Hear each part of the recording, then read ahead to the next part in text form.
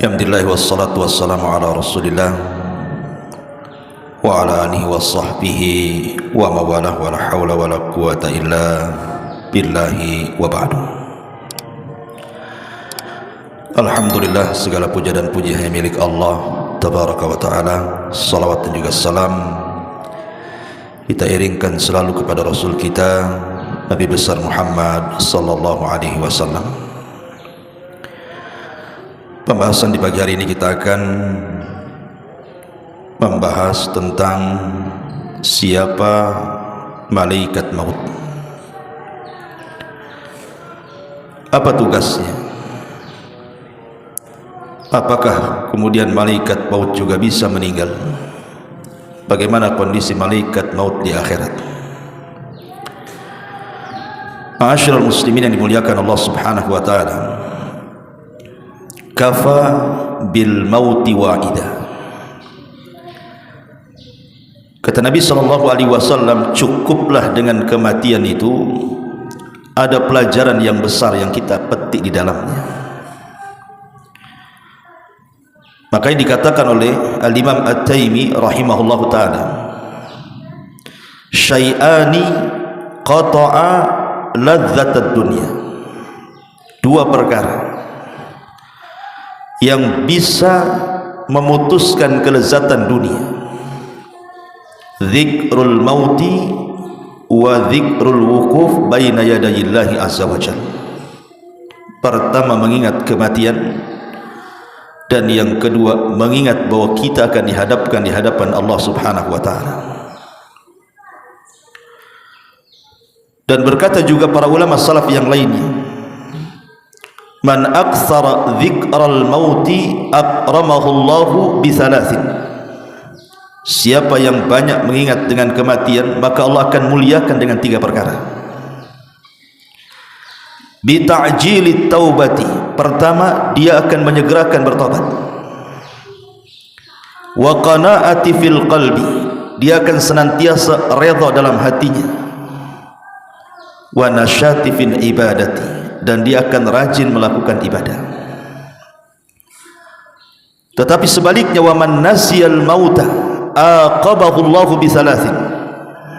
Tapi kalau dia melupakan adanya kematian, maka dia akan diazab dengan tiga perkara. Bi taswifit taubati, dengan menunda-nunda taubat. Wa tarkir ridha bil qalil, dia tidak senang dengan pemberian Allah yang sedikit. Wa takasulin fil ibadati, dan dipastikan dia malas beribadah. Ma'asyiral muslimin yang dimuliakan Allah azza wa jalla, kullu nafsin dha'iqatul maut, setiap jiwa pasti mati.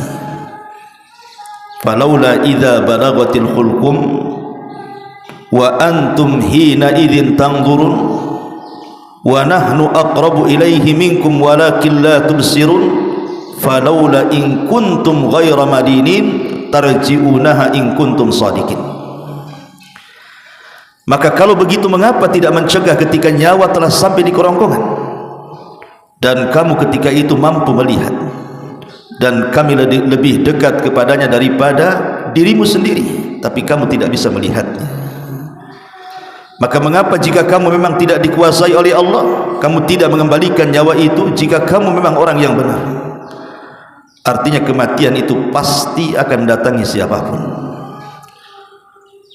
Dan orang yang pertama kali bercita-cita ingin mati adalah Nabi Yusuf alaihi salatu wassalam. Disebutkan dari Ibnu Abbas radhiyallahu anhuma, awwalu nabiyyin sa'alallah al-mauta Yusuf. Yang pertama kali dari kalangan para nabi yang meminta kepada Allah tentang kematian adalah Nabi Yusuf.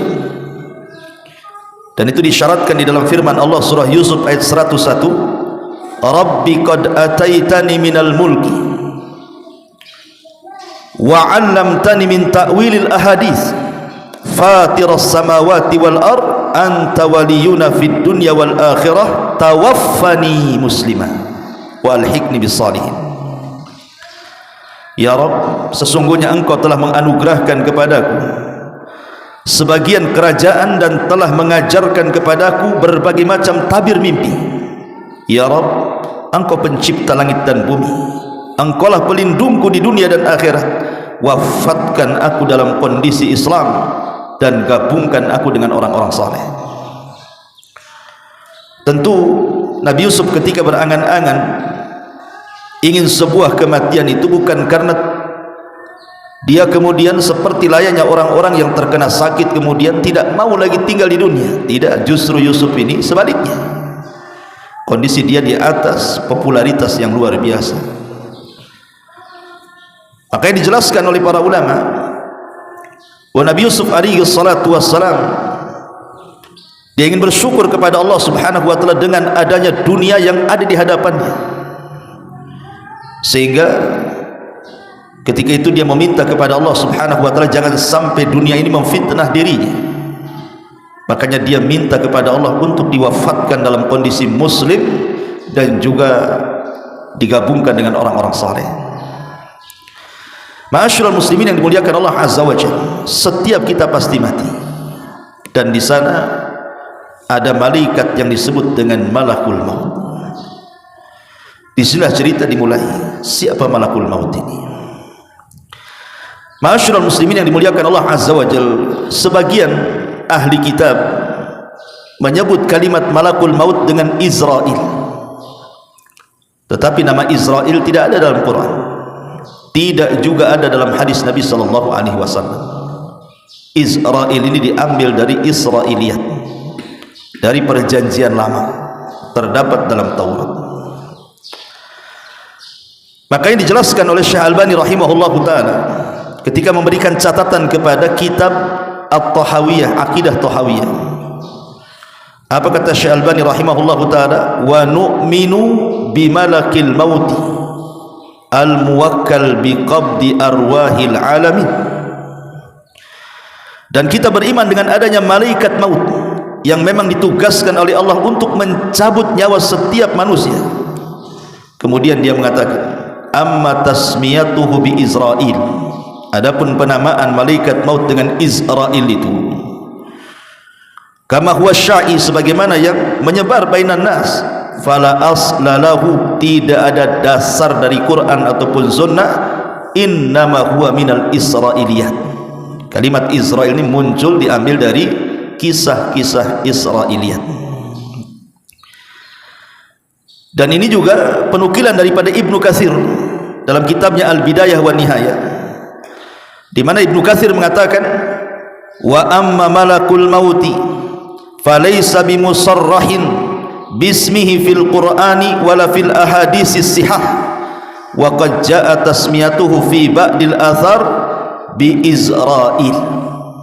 Kata Ibnu Katsir dalam kitabnya Bidayah wa Nihayah, adapun malaikat maut, maka tidak ada penjelasan yang jelas dalam Al-Quran, tidak pula dalam hadis Nabi SAW yang sahih tentang penamaan Israel itu. Tapi ada beberapa asar yang mengatakan seperti itu. Ya, bisa saja kita katakan Israel kalau menurut versi Israiliyat. Tetapi kita sebagai umat penganut Al-Quranul Karim, maka kita cukup katakan malakul maut. Selesai. Berdasarkan Allah subhanahu wa ta'ala berfirman di banyak ayat dalam Al-Quran, qul yatawaffakum malakul mautil ladzi wukkila bikum summa ila rabbikum turja'un. Katakanlah, malaikat maut yang diserahi untuk mencabut nyawamu akan mematikan kamu, kemudian kepada Tuhanmu kamu akan dikembalikan. Di sini Allah mengatakan malakul maut, bukan Israel. Ma'asyiral muslimin yang dimuliakan Allah subhanahu wa ta'ala, lalu apa tugas malaikat maut ini? Tugas malaikat maut, ya sebagaimana namanya, malaikat kematian. Artinya tugasnya adalah mencabut nyawa. Sejak kapan dia ditugaskan untuk mencabut nyawa? Al-Imam Ibnu Katsir rahimahullahu ta'ala dalam kitabnya Al-Bidayah wa Nihayah, beliau menyebutkan beberapa asar berkenaan tentang penciptaan atau awal penciptaan Adam alaihi salatu wassalam. Jadi ketika Adam alaihi salatu wassalam diciptakan, sebelum diciptakan, maka Allah utus Jibril untuk datang ke bumi, kemudian mengambil sebagian tanah yang ada di bumi. Tiba-tiba kemudian bumi menolaknya dan mengatakan, a'udzubillahi mink, aku berlindung kepada Allah darimu wahai Jibril, enyahlah kau dari sini, jangan kau ambil satu tapak bumi pun, katanya, karena aku benci kalau seandainya makhluk yang akan diciptakan dari aku sebagian mereka masuk neraka. Maka Jibril kemudian faraja'a wa lam ya'khud, dia kembali kepada Allah dan tidak berhasil mengambilnya. Kemudian dia mengatakan, Rabbi innaha a'adzat bika, sesungguhnya bumi itu berlindung kepadamu ya Rabb. Maka Allah kemudian mengutus Mikail. Tiba-tiba Mikail juga sama ditolak oleh bumi. Akhirnya kemudian Allah Subhanahu wa taala mengutus malakul maut. Tiba-tiba bumi juga menolak dan mengatakan hal yang sama, tapi malaikat maut mengatakan, wa ana a'udzu billahi an arji, kalau engkau berlindung kepada Allah agar aku kembali kepada Allah dan tidak mengambil tanah ini, maka aku pun berlindung kepada Allah untuk kembali dan tidak mengambil tanah. Karena perintah Allah lebih aku utamakan daripada sumpah. Akhirnya kemudian malaikat maut ini berhasil mengambil tanah yang ada di bumi itu. Kemudian setelah dia mengambil tanah itu, maka kemudian dia melaporkan tentang bumi, dan kemudian Allah mengatakan, karena engkau sudah berhasil mengambil tanah dari bumi untuk menciptakan Adam alaihi salatu wassalam, maka engkaulah yang berhak kelak mencabut Adam dan seluruh anak keturunannya.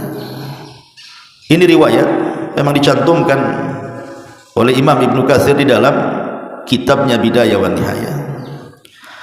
Akan tetapi riwayat-riwayat seperti ini bukan riwayat-riwayat yang terdapat dalam kitab-kitab Islam, tidak ada. Tetapi ini riwayat-riwayat Israiliyat. Makanya sebagian para ulama melemahkan riwayat ini. Ma'asyiral muslimin yang dimuliakan Allah Subhanahu wa taala, kita tahu bahwa satu malaikat maut itu memiliki kekuatan yang tidak bisa ditandingi oleh siapapun dari jin ataupun manusia. Tidak ada yang bisa melawan malaikat maut. Satu malaikat maut, apalagi malaikat maut itu bukan satu malaikat tetapi awan, rombongan. Tetapi begitulah Allah Subhanahu wa taala menciptakan malaikat ini memiliki kekuatan melebihi jin. Lihat Al-Imam Ibnu Utsaimin rahimahullahu taala ketika menceritakan tentang kisah Nabi Sulaiman. Ketika Allah mengatakan, ya ayyuhal mala'u ayyukum ya'tini bi arsyiha qabla an ya'tuni muslimin. Kata Sulaiman di hadapan jin dan juga manusia, siapa yang bisa memindahkan arsy Ratu Balqis dari Yaman kemari, katanya. Qala ifritun minal jin, tiba-tiba ifrit dari jin mengatakan, ana atika bihi qabla an taquma min maqamik, aku bisa mendatangkan istana itu sebelum kau berdiri di singgasanamu. Kemudian dia mengatakan, wa inni alaihi laqawiyyun amin, saya kuat, bisa dipercaya untuk itu, katanya. Tetapi tiba-tiba berdirilah seorang manusia dan mengatakan, qala alladhi indahu ilmun minal kitab ana atika bihi qabla an yartad ilaika tarfuka. Tiba-tiba ada seorang manusia yang mengatakan, namanya Asif ibn Barkhiyah, ada yang mengatakan wallahu alam, orang saleh, mengatakan, ya Sulaiman, aku bisa lebih daripada itu, sebelum matamu berkedip kupastikan istana itu sudah sampai di hadapanmu. Lihat dari sini siapa yang kuat, manusia atau jin? Manusia lebih kuat. Jin dia mendatangkan istana sebelum Sulaiman berdiri, tapi manusia bisa mendatangkan istana sebelum Sulaiman berkedip, menunjukkan manusia sebenarnya lebih kuat dibandingkan jin. Ketika manusia lebih kuat dibandingkan jin, tapi manusia kalah dengan malakul maut. Tidak ada manusia yang mampu melawan malakul maut. Idza jaa ajaluhum la yastakhiruna sa'atan wa la yastaqdimun. Kalau sudah datang ajalnya, tidak mungkin maju, tidak mungkin mundur, pas waktunya. Siapapun dia, mau para nabi, para rasul, para syuhada, orang-orang saleh, semua tidak bisa melawan malakul maut. Dari sini pendalilannya, kalau jin tidak lebih kuat daripada manusia, sementara manusia tidak lebih kuat daripada para malaikat, berarti malaikat memiliki kekuatan melebihi jin dan juga manusia. Ma'asyiral muslimin yang dimuliakan Allah Subhanahu wa taala, dalam akidah ahli sunnah wal jamaah kita meyakini bahwa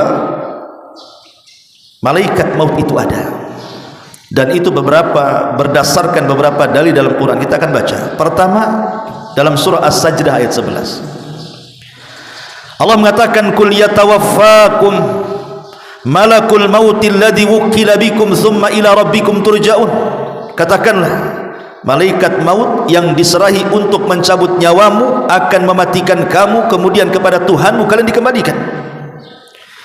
Kemudian dalam surah Al-An'am ayat 61 Allah katakan, hatta idza jaa ahadakumul maut tawaffathu rusuluna wa hum la yufarritun. Allah mengatakan, sehingga ketika datang kepada salah seorang di antara kalian kematian, maka malaikat-malaikat kami yang mencabut nyawanya, dan mereka tidak pernah lalai dari tugasnya. Dan Allah juga katakan dalam surah Al-An'am ayat 93, walau tara idzi zalimuna fi ghamaratil maut wal malaikatu basitu aydihim akhriju anfusakum. Alangkah dahsyatnya sekiranya kamu melihat di waktu orang-orang zalim berada dalam tekanan sakaratul maut, sedang para malaikat memukul dengan tangannya sambil berkata, keluarlah nyawamu. Kemudian juga Allah mengatakan dalam surah Al-Anfal ayat 50, walau tara id yatawaffa alladhina kafaru al malaikatu yadribuna wujuhahum wa adbarahum wa dhuqu adzabal harim. Dan sekiranya kamu melihat ketika para malaikat maut mencabut nyawa orang-orang kafir sambil memukul wajah dan punggung mereka seraya berkata, rasakanlah olehmu siksa neraka yang membakar. Kemudian Allah juga katakan dalam surah An-Nahl ayat 28 sampai 32, alladzina tawaffahumul malaikatu zalimi anfusihim, sampai kepada alladzina tawaffahumul malaikatu tayyibina yaquluna salamun alaikum udkhulul jannah bima kuntum ta'malun. Orang-orang yang dicabut nyawanya oleh para malaikat dalam keadaan berbuat zalim kepada diri mereka, mereka menyerahkan diri sambil berkata, kami tidak pernah mengerjakan satu kejahatan pun, sampai malaikat mengatakan, pernah, sesungguhnya Allah mengetahui apa yang telah kalian kerjakan. Kemudian Allah ulang juga dalam surah An-Nisa 97-nya, innal ladzina tawaffahumul malaikatu zalimi anfusihim qalu fima kuntum qalu kunna mustad'afina fil ardh. Sesungguhnya orang-orang yang dicabut nyawanya oleh malaikat maut dalam keadaan menzalimi diri mereka, mereka para malaikat bertanya, bagaimana kamu ini? Qalu, mereka mengatakan, alam takun ardullahi wasiyah, bukankah bumi Allah itu luas? Kemudian dalam surah Muhammad ayat 27 Allah mengatakan, fa kaifa idza tawaffathumul malaikatu yadribuna wujuhahum wa adbarahum. Maka bagaimana nasib mereka apabila malaikat maut mencabut nyawa mereka, memukul wajah dan punggung mereka, dan begitu seterusnya. Quran sudah tegas menjelaskan bahwa tugas malaikat maut adalah mencabut nyawa, dan mereka adalah malakul maut, bukan Israel. Ma'asyiral muslimin yang dimuliakan Allah Subhanahu wa taala, adapun kisah tentang pencabutan nyawa dijelaskan dalam hadis yang panjang sekali dari Bara bin Azib radhiyallahu anhu. Ketika Nabi SAW mengatakan, innal abdal mu'min idza kana fi inqita'in minad dunya wa iqbalin minal akhirah nazala ilaihi malaikatun minas sama bidul wujuh ka'anna wujuhahumus syams ma'ahum kafanun min akfanil jannah wa hanutun min hanutil jannah hatta yajlisu minhum maddal basar thumma yaji'u malakul maut alaihi salam wa innal abdal kafir wa fi riwayah al fajir idza kana fi inqita'in minad dunya wa iqbalin minal akhirati nazala ilaihi minas sama'i malak ghiladun shidad sudul wujuh thumma yaji malakul maut hatta yajlisa inda ra'si wa yaqul ayyatuhan nafsul khabithah. Dari hadis Bara bin Azib radhiyallahu anhu, Nabi mengatakan, sesungguhnya hamba mukmin apabila mereka hendak meninggalkan dunia dan menghadap akhirat, maka malaikat dari langit akan turun. Wajah mereka sangat putih, seolah-olah wajah mereka itu laksana kilatan cahaya matahari. Kemudian mereka membawa kain kafan dari kafan-kafan sorga, minyak wangi dari minyak wangi sorga. Kemudian mereka duduk sejauh mata memandang. Kemudian datanglah malaikat maut dan mencabut nyawa hamba mukmin tadi. Adapun hamba kafir, dalam riwayat hamba fajir, apabila hendak memisahkan diri dari dunia dan menghadap akhirat, turun malaikat dari langit, sangat keras, wajahnya sangat hitam. Kemudian datanglah malaikat maut sehingga dia duduk di hadapan kepala orang fajir yang akan meninggal dan akan mengatakan, "Hei jiwa yang buruk, keluar kamu." Di sini kita tahu bahwa setiap manusia mukmin ataupun kafir akan didatangi oleh malaikat maut. Tetapi malaikat maut tidak bertugas sendirian. Ada malaikat maut itu memang satu malaikat satu tugas seperti Jibril, Mikail, Israfil. Itu memang satu malaikat satu tugas. Tetapi malaikat maut itu bukan satu malaikat, tapi dia rombongan. Makanya kalau seandainya ada orang yang bertanya, bukankah malaikat maut itu tugasnya mencabut nyawa? Kesannya hanya satu malaikat. Tapi Allah Subhanahu wa taala katakan dalam surah As-Sajdah tadi, tawaffathu rusuluna, rasul-rasul kami yang mewafatkannya. Dengan kalimat jamak rusuluna, rasul-rasul kami yang mewafatkannya, menunjukkan malaikat maut itu tidak sendiri, tetapi rombongan. Apalagi dalam satu hari itu kematian orang bukan satu tempat, bukan satu jiwa dalam satu kematian itu. Mungkin di Batam saja dalam satu hari bisa 10 sampai 20 orang dalam sehari itu. Apalagi kemarin musim corona, banyak orang mati kan begitu. Maka sebagian para ulama menjawab bahwa seperti yang dikatakan Ibnu Abbas radhiyallahu anhu. Apa kata Ibnu Abbas ketika menjelaskan surah Al-An'am ayat 61, tawaffathu rusuluna wa hum la yufarritun, rasul-rasul kami yang mewafatkannya dan mereka tidak lalai dari tugas. Qala, dia mengatakan, inna limalakil mauti a'wanan minal malaikah. Sesungguhnya malaikat maut itu memiliki teman-teman dari kalangan malaikat yang lainnya. Artinya dia tidak bertugas sendirian. Dari sini kata Syekh Utsaimin rahimahullahu taala, dia mengatakan, inna malakal mauti lahu a'wan yu'inunahu ala ikhrajir ruh minal jasadi hatta yusiluna ilal hulqum. Jadi malaikat-malaikat yang bersama malaikat maut itu, dia bertugas untuk mengeluarkan ruh, mendorong ruh dari badan kita sampai diletakkan di hulqum di sini. Kalau ruh sudah sampai di hulqum, di tenggorokan, itulah tugas malaikat maut yang mengambilnya. Makanya dia mengatakan sesungguhnya malaikat maut memiliki awan, pembantu-pembantu yang menolong untuk mengeluarkan ruh dari jasad manusia, di mana tugas mereka adalah mendorong ruh itu sampai kepada hulqum. Fa idza awsaluha ilal hulqum qabadhaha malakul maut. Ketika mereka sudah berhasil membawa ruh itu sampai di tenggorokan, disitulah tugas malaikat maut mencabut nyawa lewat mulut setiap hamba, karena ruh itu keluar dari mulut. Lah ketika ruh itu keluar dari mulut, maka pandangan akan mengikutinya. Kata Rasul, idza qubidatir ruh tabi'ahul basar. Kalau ruh keluar, mata kita mengikuti. Maka setiap orang meninggal itu kebanyakan melotot, maka disunahkan untuk ditutup matanya supaya tidak menakutkan. Ma'asyiral muslimin yang dimuliakan Allah Subhanahu wa taala, tentu ketika malaikat maut mencabut ruh orang yang beriman akan berbeda dengan mencabut ruh orang kafir.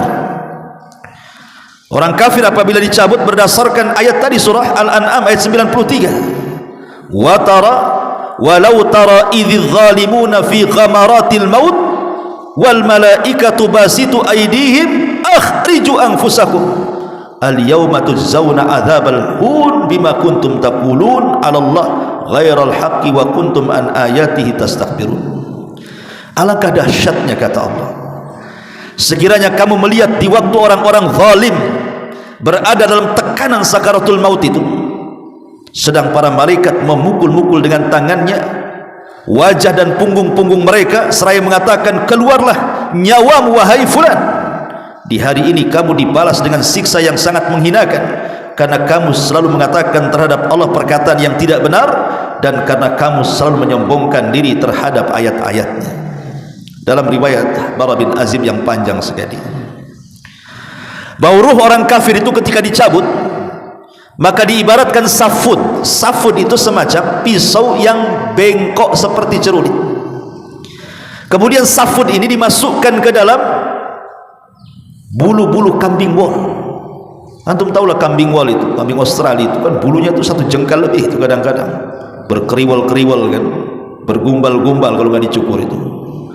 Kalau dimasukkan tuh pisau itu ke dalam gimbalan bulu-bulu wol kambing itu, tiba-tiba disiram, tentu bulu-bulu itu akan melengket di pisau yang dalam bentuk cerulit itu. Kemudian pisau itu dicabut dengan cara paksa. Apa yang terjadi? Akan merontokkan bulu-bulu kambing itu. Kata Rasul, begitulah nyawa ruhnya orang kafir ketika dicabut malaikat maut, akan merontokkan semua persendian dan tulang-tulang, sehingga dia akan berteriak kesakitan yang tidak ada yang tahu rasa sakitnya kecuali Allah Subhanahu wa taala. Tapi ruhnya seorang mukmin maka akan dipanggil dengan panggilan yang baik. Sebagaimana hadis Abi Hurairah radhiyallahu an, maka malaikat maut akan mengatakan, ukhruji ayyatuhan nafsut tayyibah kanat fil jasadit tayyibah, ukhruji hamidatan wabshiri birauhin wa raihan wa rabbun ghaira ghadban. Wahai jiwa yang tenang, wahai jiwa yang baik, keluarlah dari jasad yang baik, keluar dengan cara terpuji, dan berbahagialah engkau akan mendapatkan wewangian dari sorga, dan engkau akan menghadap Rabb yang tidak sedang murka. Dan Allah katakan dalam Al-Quran, ya ayyatuhan nafsul mutmainnah irji'i ila rabbiki radiyatan mardiyah. Wahai jiwa yang tenang, keluarlah kepada keridhaan Allah Subhanahu wa ta'ala. Ma'asyiral muslimin yang dimuliakan Allah Subhanahu wa ta'ala, di antara tugas malaikat maut adalah menghabarkan kabar gembira yang baik kalau yang meninggal adalah seorang mukmin. Dan itu disebutkan dalam surah Fussilat ayat 30. Allah mengatakan apa? Innal ladzina qalu Rabbuna Allah tsumma istaqamu tatanazzalu alaihimul malaikatu alla takhafu wa la tahzanu wa abshiru bil jannati allati kuntum tu'adun. Orang-orang yang mengatakan Rabb kami Allah kemudian istiqamah, maka akan turun para malaikat kepadanya. Ada yang mengatakan malaikat maut dan teman-temannya, kemudian mengatakan jangan takut, jangan sedih, berbahagialah karena sorga sudah dijanjikan kepadamu. Jadi terkadang tugas malaikat maut adalah menghabar gembirakan kepada kematian seorang mukmin, tapi dia akan membawa kabar buruk kepada kematian orang kafir dan fasik. Ma'asyiral muslimin yang dimuliakan Allah Subhanahu wa taala, adapun apakah malaikat maut juga mencabut nyawa binatang? Apakah tugas malaikat maut juga mencabut nyawa binatang? Apakah hanya dia mencabut nyawa manusia saja? Ada sebuah hadis yang mengatakan, ajalul bahaim kulluha minal kummali wal baragis wal jarradi wal khayli wal bighali wal dawabi kulliha ajaluha fit tasbih. Fa idzan qadha tasbihuha qabadallahu arwahaha wa laysa limalakil maut min dzalika syai'un. Batas waktu binatang-binatang ini, baik kutu ataupun sejenis binatang-binatang yang merayap, kecoa dan yang semacamnya, termasuk juga belalang, kemudian kuda, kemudian bigol dan semua hewan-hewan, maka ajal mereka setelah habisnya mereka bertasbih. Maka apabila mereka selesai bertasbih sebagaimana perintah Allah, maka Allah akan mencabut ruh-ruh semua binatang dan tidak ada kait mengait dengan malakul maut. Artinya Allah cabut secara langsung. Tapi sayang, hadis ini maudhu, hadis ini palsu. Karena Imam Al-Qurtubi rahimahullahu ta'ala ketika menukilkan perkataan Imam Malik rahimahullahu ta'ala, Imam Malik ditanya soal kematian binatang, apakah kematian binatang itu ada ikut campur tangan malaikat maut? Kata Imam Malik, apakah binatang itu memiliki nyawa? Alaha nafsu. Jadi dia balik bertanya kepada orang yang bertanya ini, Jadi orang bertanya mengatakan, ya imam, apakah binatang-binatang itu juga dicabut oleh malaikat maut? Maka Imam Malik mengatakan, alaha nafsun, bukankah binatang punya nyawa? Maka orang bertanya ini mengatakan, na'am, ya, mereka punya nyawa. Maka Imam Malik mengatakan, malakul mauti yaqbidu arwaha. Kalau begitu berarti malaikat maut juga ada ikut campur tangan mencabut nyawanya. Karena Allah mengatakan, Allahu yatawaffal anfus hina mautiha. Allah yang mewafatkan jiwa ketika saatnya dia meninggal, dan Allah perintahkan malaikat maut untuk mencabutnya. Berarti dari sini tidak ada satupun yang bernyawa, apakah itu manusia, apakah itu jin, bahkan para malaikat sendiri, bahkan binatang-binatang, kecuali ada ikut campur malakul maut untuk mencabut nyawa mereka. Adapun tentang kematian malakul maut yang dinukilkan oleh Imam Ibnu Katsir dalam tafsirnya dari seorang sahabat namanya Ka'ab al-Akhbar. Ka'ab al-Akhbar ini dulunya seorang Nasrani, masuk Islam di zaman Umar dan menjadi ulama Islam, sehingga dia banyak membawakan kisah-kisah Israiliyat. Dan kisah-kisah Israiliyat ini Nabi SAW pernah mengatakan, hadithu ambani Israel wala haraj, ceritakan tentang kisah Israel tidak mengapa, tetapi kata Rasul, jangan kau benarkan secara mutlak, jangan pula kau dustakan secara mutlak. Ya, kisah Israiliyat ini diceritakan sebagai pelezat saja, karena sandaran kita adalah Al-Quran dan Sunnah. Disebutkan dalam riwayat yang panjang sekali dari Abu Hurairah radhiyallahu anhu, jadi saat kiamat datang, ji'a malakul mauti ilal jabbar, didatangkan malaikat maut menghadap Allah subhanahu wa ta'ala. Jadi ketika seluruh manusia sudah mati, semua jin sudah mati, semua binatang sudah mati, sebagian besar malaikat mati, maka malaikat maut dipanggil oleh Allah azza wa jalla dan dikatakan kepada malaikat maut, man baki, siapa yang tersisa? Ada lagi yang masih hidup, siapa yang tersisa? Maka dia mengatakan, al hayyul ladzi la tamut, jiwa yang tidak akan pernah mati, engkau ya Rabb. Di sana masih ada Jibril, masih ada Mikail. Maka Allah subhanahu wa ta'ala mengatakan, pergi cabut kedua malaikat itu nyawanya. Akhirnya malaikat maut mencabut nyawa Jibril, kemudian mencabut nyawa Mikail. Kemudian malaikat maut datang kepada Allah subhanahu wa ta'ala dan mengatakan, ya Rabb, aku sudah mencabut nyawa keduanya. Bahkan dalam riwayat Jibril itu sampai menangis ketika dicabut oleh malaikat maut. Jibril menangis dan mengatakan, ya Rabb, hawin alaina sakaratil maut, ya Rabb, ringankan bagiku sakaratul maut, katanya. Tapi tetap dicabut nyawanya. Ketika sudah tidak ada malaikat maut, tidak ada para malaikat, sudah mati semua, dicabut nyawanya oleh malaikat maut, tinggal malaikat maut saja yang masih hidup. Dia menghadap kepada Allah subhanahu wa ta'ala dan melaporkan bahwa semua sudah dicabut nyawanya. Kemudian Allah mengatakan, man baki, siapa yang tersisa? Maka dia mengatakan, tidak ada ya Rabb, tidak ada, illa abdukal fakir, kecuali hambamu yang fakir ini. Maka Allah mengatakan, mut, mati kamu. Maka malaikat maut pun mati. Ketika sudah tidak ada lagi makhluk yang hidup, tidak binatang, tidak malaikat, tidak manusia, tidak jin, maka Allah subhanahu wa ta'ala akan berteriak di alam semesta dan mengatakan, limanil mulkul yaum, milik siapa kekuasaan ini? Itulah kalimat dalam surah Al-Fatihah, maliki yaumiddin. Kita sering membaca kalimat ini 17 kali dalam salat kita, maliki yaumiddin, raja pada hari kebangkitan. Maksudnya disyaratkan kepada perkataan Allah subhanahu wa ta'ala di sini, limanil mulkul yaum, kekuasaan ini milik siapa?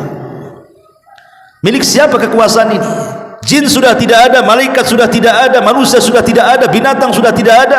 Allah katakan, limanil mulkul yaum, tidak ada yang jawab karena tidak ada makhluk. Maka Allah jawab sendiri, lillahil wahidil qahhar, kata Allah, kekuasaan ini milik zat yang satu yang maha perkasa, akulah yang perkasa itu, kata Allah.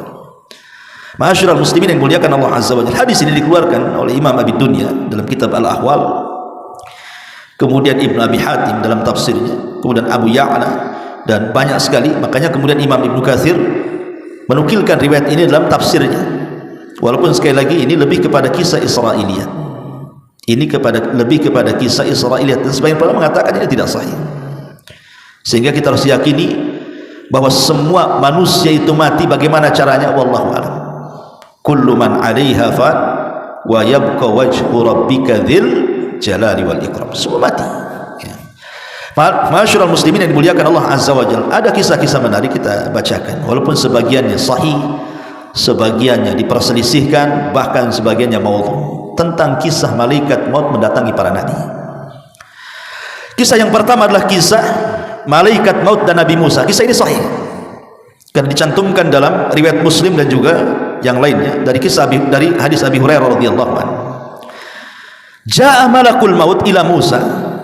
Malaikat maut datang kepada Nabi Musa dan mengatakan, ajib rabbaka, penuhilah panggilan Tuhan wahai Musa. Maksudnya kau sudah sampai waktu wafatmu. Falattama Musa alaihi salam aina malakil maut. Marah Musa, ditampar pula malaikat maut, keluar matanya. Malaikat maut tampar sama Musa. Karena ketika itu malaikat maut dalam bentuk manusia masalahnya. Kalau dia datang dalam bentuk malaikat maut tidak bisa ditampar. Dia mendatangi Nabi Musa dalam bentuk manusia. Ketika dia mengatakan seperti itu, ajib rabbaka, Musa, penuhi panggilan Rabbmu, kau harus mati hari ini, katanya. Ya Musa emosi lah dibilang begitu, ditampar malaikat maut itu, keluar biji matanya.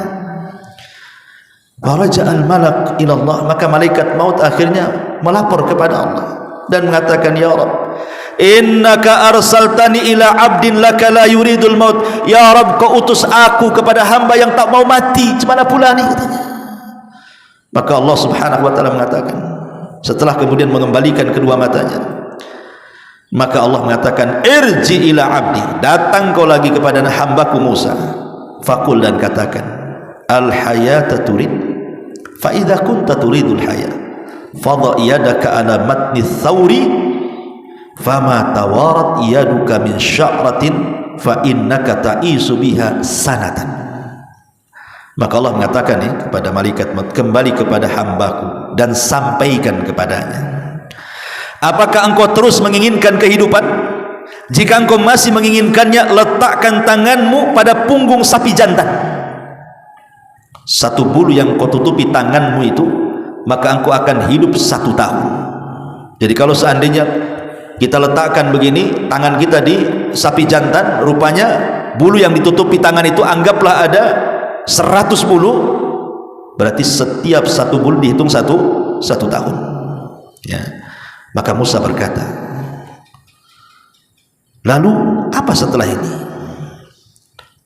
Qala fal'ana min qarib rabbi amitni minal ardil muqaddasati ramyata bihajarin. Qala Rasulullah sallallahu alaihi wasallam, wallahi law anni indahu la ara'aitukum qabrahu ila janibit tariq indal kathibil ahmar. Lalu Musa berkata, wahai Tuhanku, sekarang kupilih kematian dalam waktu dekat. Artinya akhirnya Musa pasrah, udah cabut aja lah, daripada tak dicabut gitu. Cabut aja lah, katanya. Ya. Kemudian Nabi SAW menyampaikan keinginannya, matilah aku dekat tanah suci Baitul Maqdis, sedekat lemparan batu. Rasulullah SAW kemudian menambahkan, demi Allah, andai aku berada di sisi Musa, niscaya akan aku perlihatkan kepada kalian kuburnya berada di pinggir jalan, tepatnya pada gundukan pasir. Hadis ini sahih karena riwayat Muslim. Tapi masalahnya di sana ada riwayat yang berbeda. Riwayat seperti malaikat maut ketika mendatangi wazirnya Sulaiman. Dan ini banyak dicinukilkan juga oleh ahli tafsir masalahnya, dalam tafsir Jalalain dan yang lainnya. Jadi satu hari Nabi Sulaiman ini sedang berbincang dengan wazirnya, dengan menteri kesayangannya. Bincang. Tiba-tiba diketuklah pintu kantor itu. Ketika diketuk pintu itu, dibukalah oleh Sulaiman. Nampak pula yang datang itu orang yang sangat menyeramkan, menatap wajah sang wazir, menterinya Sulaiman, kemudian pergi. Setelah berbincang dengan Sulaiman, jadi si wazir ini, menterinya Sulaiman, bertanya, siapa dia?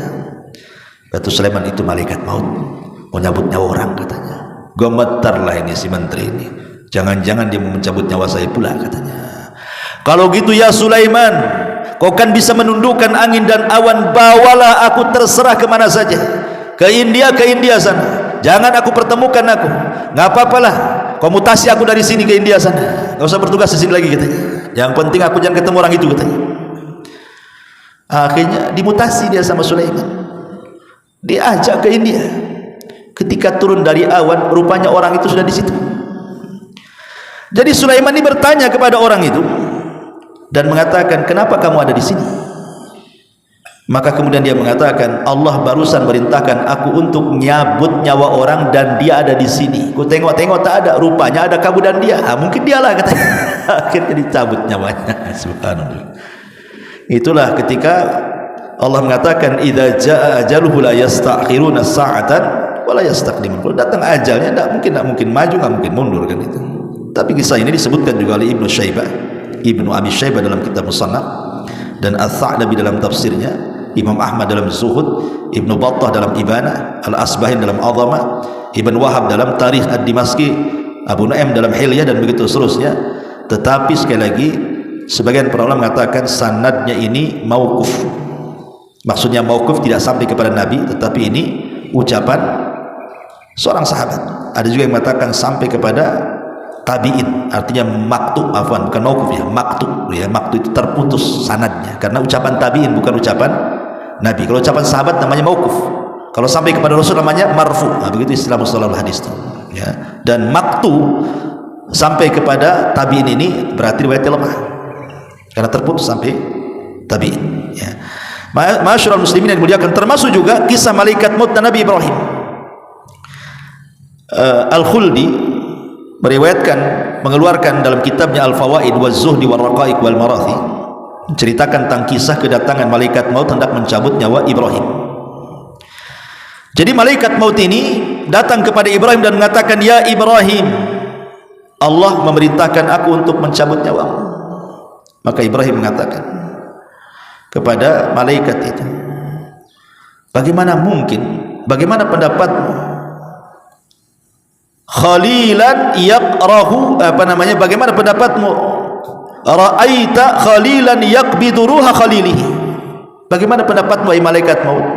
Ini khalil itu maksudnya Allah subhanahu wa ta'ala, sang kekasih mau mencabut kekasihnya. Macam mana pula katanya, saya kan kekasih Allah, masa sang kekasih mencabut nyawa kekasihnya katanya.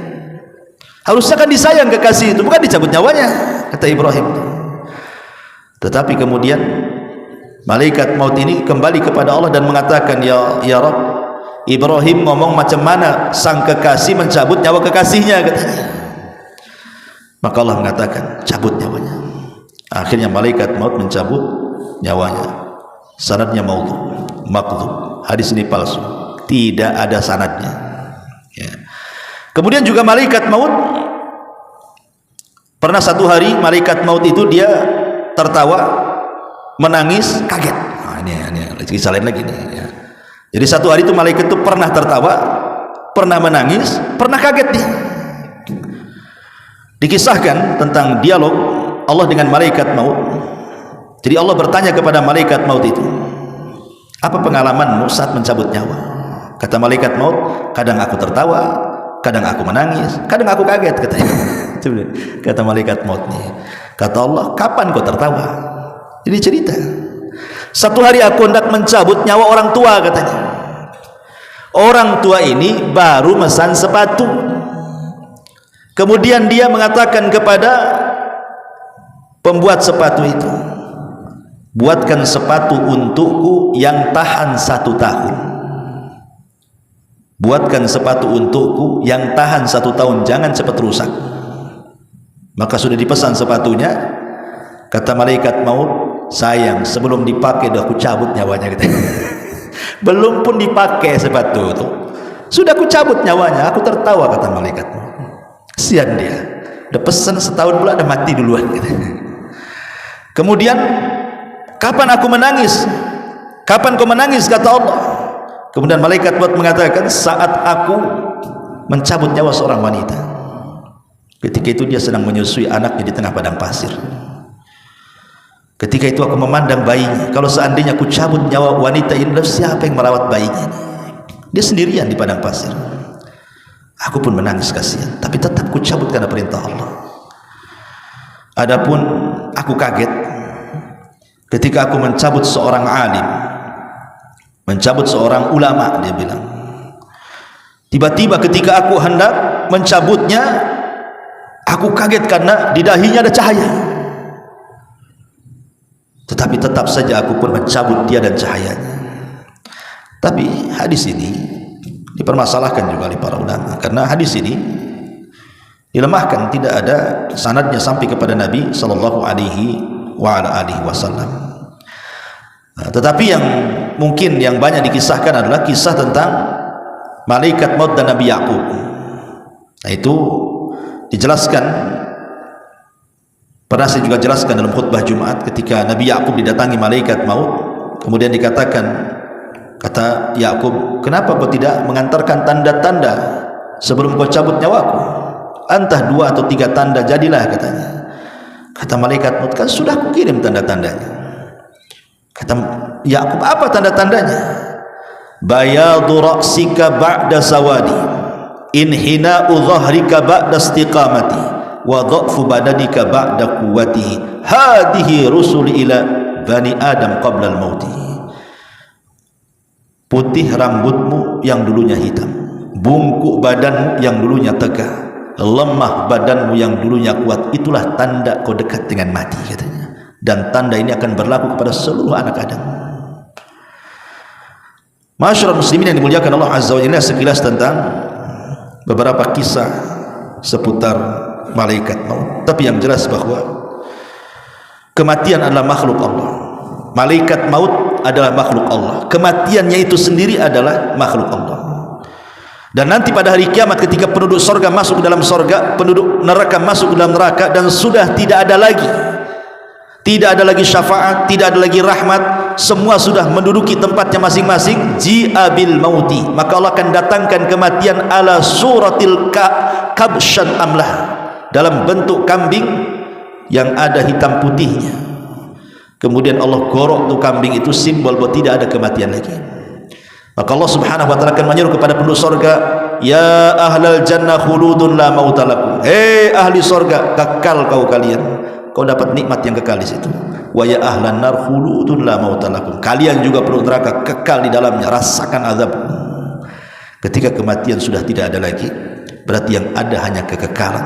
Itulah Allah katakan, innal ladzina amanu wa amilus salihat ulaika ashabul jannah hum fiha khalidun. Orang-orang yang beriman dan beramal saleh, mereka akan masuk surga dan mereka akan kekal di dalamnya selama-lamanya. Tapi lihat Allah katakan kepada penduduk neraka, innal ladzina kafaru wa kadzdzabu bi ayatina ulaika ashabun nar hum fiha khalidun. Orang-orang yang kafir dan mendustakan ayat-ayat kami, maka mereka akan masuk ke dalam neraka dan mereka kekal di dalamnya selama-lamanya. Subhanallah, bihamdika asyhadu an la ilaha illa anta astaghfiruka wa atubu ilaik. Allahu taala alam. Assalamualaikum warahmatullahi wabarakatuh.